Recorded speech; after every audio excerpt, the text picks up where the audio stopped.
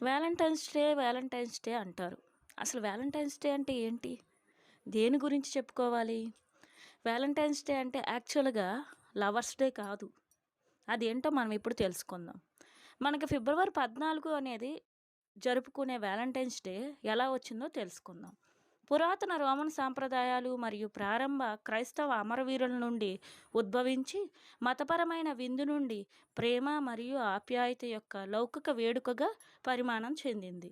నిజమైన అర్థం ప్రేమ కోసం స్వీయ త్యాగం యొక్క చారిత్రక కథలను ప్రశంస ప్రేమ మరియు స్నేహం యొక్క ఆధునిక వ్యక్తీకరణలతో అనుసంధానిస్తారు.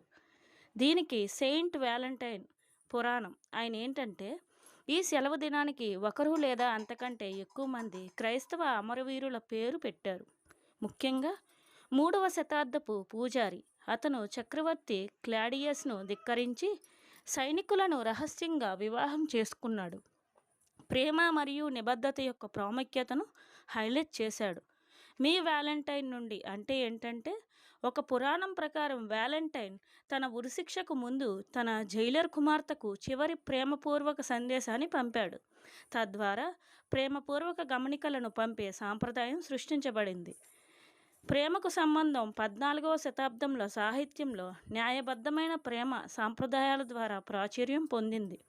తరచుగా వాణిజ్యీకరించబడినప్పటికీ భాగస్వాములు, స్నేహితులు మరియు కుటుంబ సభ్యుల పట్ల కృతజ్ఞత, దయ మరియు ఆప్యాయతను వ్యక్తపరచడంలో లోతైన అర్థం ఉంది. చారిత్రాత్మకంగా ఇది రోమన్ పండుగ లూపెత్కారంలో కూడా ముడిపడి ఉంటుంది. తరువాత దీనిని అమరవీరుడు సెయింట్ వాలంటైన్పై దృష్టి పెట్టడానికి ఆయన పేరు మీద మార్చబడింది. సెయింట్ వాలంటైన్ గారు ఫిబ్రవరి 14న మరణించిన రోజు. ఆయన్ని ఉరితీశారు.